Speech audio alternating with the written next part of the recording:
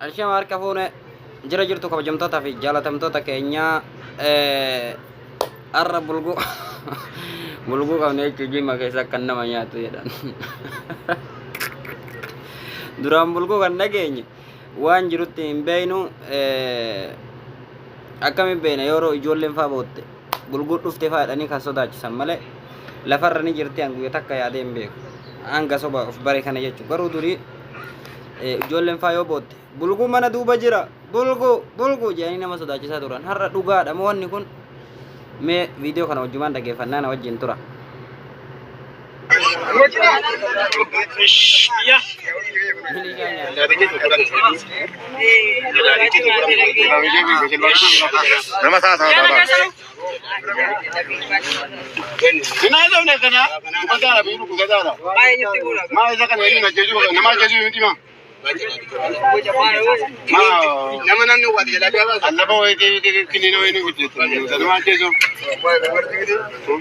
Hijaba rabas hijaba wanni kun maali ayusa uffata yookiin qamiisa waan isin uffatte irraa jira natti fakkaate mee walumaan alaallu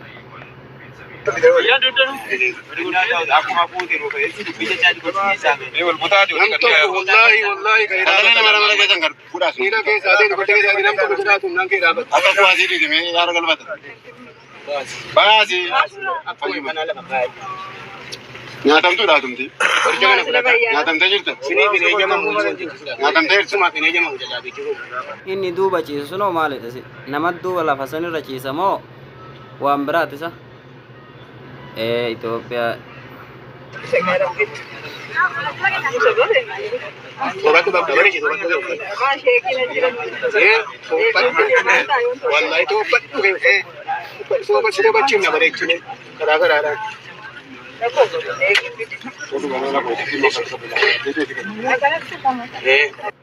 Rabbi akka itti dhaabattu laalame isi waa gara qabdi ammayyuu nyaattee garaa keessa jiraatin garaan guddaadha dhugaa rabbiitti.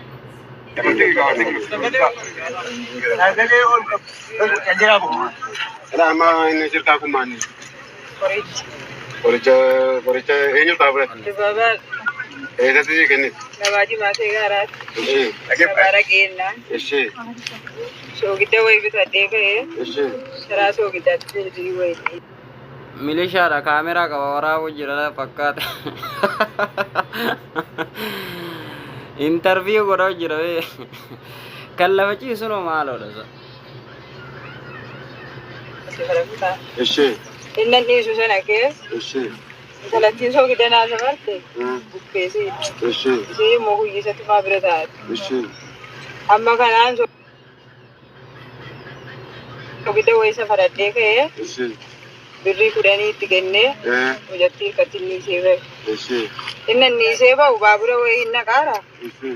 Warafaan qabadhee. Ishee. Viidiyoon ammuma kana jechuudha viidiyoo waraabame dhugaa rabbitti nama ajaa'iba jechuudha. Mee viidiyoo biraallee isinii fidan hojii daawwadha. Kun paartii tokko hanga paartii sadi paartii afuritti jira jechuudha. Dhugaa rabbitti waan kana dhuga moo ka ijaan nyaatan na fakkaatan ija jechuun budaa sani moo qaamumaani wanni kun nagalu didee gammatti garuu kan hin beeku bulguu jechuu isii dhugatti nama nyaattu sondaanu qabu ittiin nama sodaachisaniif jechootuma namaati malee takka argallee hin beeku dhagayees ni dhagaa malee akka kanatti qorsa harkaa qabdi na fakkaate immoo inni isiin akka qabatu kun qorsa kana fudhatanii too jinnitti yookiin qayyaraman na fakkaatu wanni kun shayxaana beekaa auzu billahi rabbi namarraa qabu walitti hinni jinnidha walii hidhata qabdi jechuudha natti fakkaata. Mee viidiyoo biraallee na wajji daawwadha viidiyoo biraa.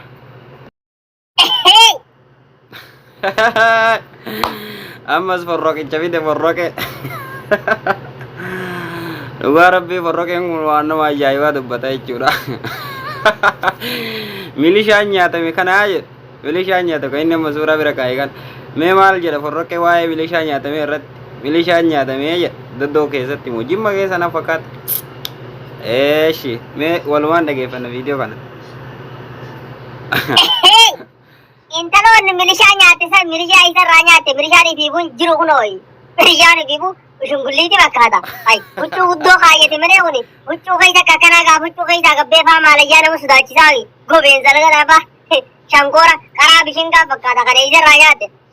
Murtii fakkaata kuni cuggaarraa fakkaata. Nyaatumaa waa wayii. Yoona ni sin salphifne waan ati kaayyette kana kaayyadhe forroqqii lammaffaa akkanaan jedhan. Jechi inni dubbatu nama kolfisiisa akkan dhugaa rabbiitti. Nyaatin shurrubbee tamaan faa nyaattu deemte. Milishaa nyaat, milishaa bakka nyaat, hidhi milishaa biltigannaa guutuun nyaat, tarii yoo tana jimma keessatti bakka nama dhooyitisan gartee nama tumsallee nyaatu deemi. Sampaa dhukkee irraa kaas, bilcheeffadhaaf belladoo nyaat, bakka nyaatte milishaa miskiina, milishaa guggugaa tokko laalaa milishaa asirra gartan kana haa nyaatte jedhan. Maa maqaa hin balleessita kana. Milishaa bakka nyaatte. Ayi faa forroqqee hojii keemu, ayi forroqqee. Doktor Shurrubbee tamaan faa nyaattu. Fatee hojii faa nyaattu kaayiroo dhayite. Lafa jirtu kunoo gagabbattuun tuni. Faadha faatee faa nyaadhu deemi. Asuu oroo faa nyaadhu deemi. Biltiginnaa dhukkee irraa kaa. Ay shorroqqee viidiyoo shorroqqee dhumateera hedduu takka akkasiin bohaarsaa yeroo abdii isinirraa qaba. Doktor Shurrubbee illeen haala kanarratti ibsa kennaniiti jiru. Haala yeroo irratti waa'ee milishaa nyaatameef akkasumas jara nama nyaatu bulguma maal jedhaniisa jara nama nyaatu gojjame yookaan jara nama nyaatan irratti illee ibsa qaba. Budaa ta'uu mala mungkin wanni budaa ta'aa garuu ani hin beeku mee walumaan dhageeffanna kan Doktor Shurrubbeetti isin dabarsa. Ibsa Obbolee kabajamtootaa fi jaalatamtoota keenya amma ammoo Doktor Shurrubbee isinii fide jechuudha. Doktor Shurrubbee haala yeroo kanarratti ibsa kennee maal jedha maal akka jedhu wajjiniin dhageenya jechuudha. Ayyeemee Doktor Shurrubbeetti Doktor Shurrubbee Assalamu alaikum. Horroqichi reefi deemtee jiru Doktor Shurrubbee nyaattu jedheen bara. Warahmatullahi wabarakatuh. Ibsa guyyaa kaleessa narraa eegaa turtanii qorannoon sirra keenyanii ibsi kennamee ibsuma dhugaadha. Serious. Nama nyaachuun jira. Hin nyaataatti uumanii hin xaragaatti. Hin nyaataa diree ni xaragaarte yoo Doktor Shurrubbee. Ayyee Doktor Shurrubbee. Maaliin nyaataatti jinnii fa'i qabda jinniidhaan fa'i walii galle jetti. Milishaa keenya tokko. Shoo milishaa. Nyaatamusi. Milishaan nyaatamte milishaa Doktor Shurrubbeeti jedhan. Milishaan Jimma keessatti nyaatamte milishaa Doktor Shurrubbee duraan eegaa turte sanii jedha. Doktor Shurrubbee nama ibsa baase. Kan dhalatus jira kan ganaa guddatus ilma jira. Hinafu akka sanatti. Hinafu abadan. Garuu ta'umsichi dhugaadha osoo baasa jettanu dhugaan isinitti margamsi kun jechi kun dhugaadhuma maaliif keessattuu naannoo baadiyyaa keessatti uummanni yeroo hammaa baay'ee of shakka ilmoo ofii shakkaa ture jira akka tokko jechuudha. Maayini inni kaan jinniidhaan walii galte jedha, inni kaan jinnii haasofsiisaa bula jedha, inni kaan immoo wantoota adda addaa jedha. Keessattuu waan kun naannoo baadiyyaa irratti babal'atee jira, baay'atee jira. Tarii baadiyyaa naannoo keenya qofaa ta'u. Tarii wanta kanaan duraan akka dhaga'utti akkuma duracha dubbachaa ture dhugaa rabbiitti takka hin dhageenye jechuudha. Wanni kun dhugama kun akka Doktor Shurrubbeen keessan jedhu jiranitti illee wanni nama nyaatu kun dhugamaa jedhaan baadiyyaa keessatti of eeggadhaa ijoollee halkan hin deemina. Bineensa ofirraa eeganii namas akka bineensaa ta'ee ofirraa eegan hiriyaam. Malee dhugaa dubbachuu taanaan waan kana waan ija kootiin argee gurra kootiin dhaga'eedha. Uummanni akka hin taaneen intini wal nyaachuu qaban waltu sa'a. Tusoo siirii si nama biyya biraatti jirtu suni gara baadiyyaa kana baay'inaan baay'attee jirti malee. Sihiriidhaan jinni fayyoo wal tuqee jinniidhaan fayyoo haasa'a maaliidha nama akkanaa nyaataara nama akkan amma yoo nam tokko naannoo baadiyyaa keessa dhukkubsatee ciise maal jedhama yoo mataan dhukkubee oo namattu akkana taa'edha. Namni keenya addunyaa irratti xiiqiidhaan waan guutameef yoo nam tokko dhukkubsatee jire nama akkasanaatu siiriin akkasana godhee dhukkubsadhee ciisedha. Addunyaan gara baadiyyaa keessatti gara baadiyyaa kun addunyaan dhugaa rabbi dubbachuuf wanni siiruu keessatti waan nama sodaachisuudha. Waan dhuguma akkuma addunyaatti yeroo amma namni waliin miidhaa hamaa walirraa geessaa jiru jechuudha. Akkasuma akka amantii keenyaatti immoo akka amantii Islaamaatti namni siirii dalagu yookiin siirii wanni jedhamu min kabaa'ir zunub ma'siyaa guddaa irraa jechuudha. Rabbi waan akkana irraa nu haa eegu. Dhugama dubbachuu fi waan kana namni hedduu wal doorsuu jira jechuudha. Rabbi jalaa nu haa baasu.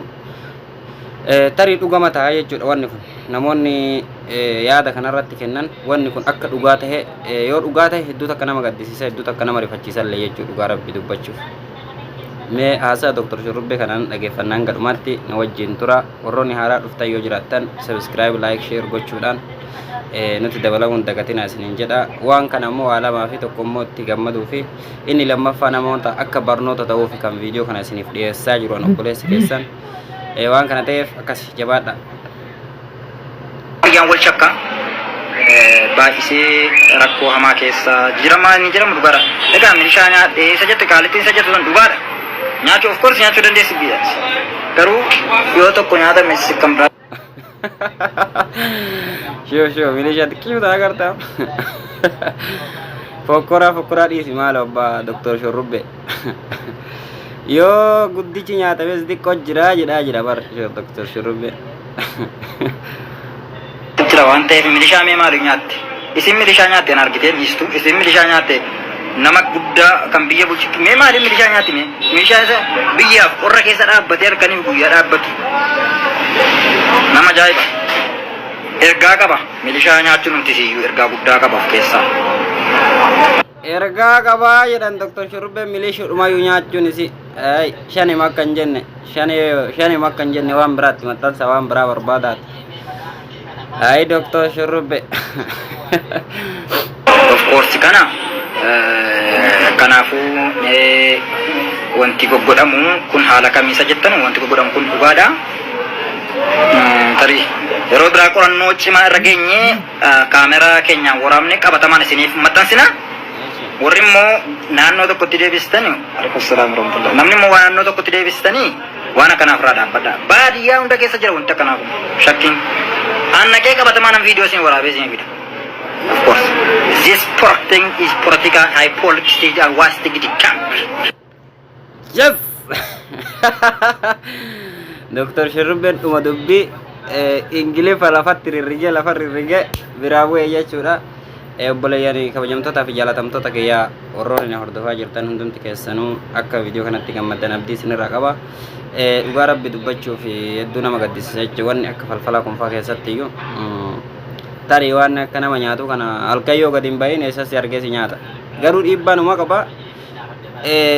Yoo ati halkan hin deemin yoo ati of eeggannoo goote tarii ofirraa eeguu dandeetta jechuudha. Isa kan walitti daddalagan kana Rabbi nama haa baasu dhugaa Rabbiitti waan akka nama sodaachisuudha jechuudha. Jaarsaaf jaartii adda baasa nama sammuu nama dhabsiisa. Falfala jechuun waa xiqqaa isinitti hin fakkaate. Kanaaf Rabbiin jalaan waa baasu isiniin jedha. Viidiyoon keenya guyyaa irraa asumatti dhaabbata. Warroonni hanga ammaatti nu wajjin taatan ulfaadhaa galatooma isiniin jenna.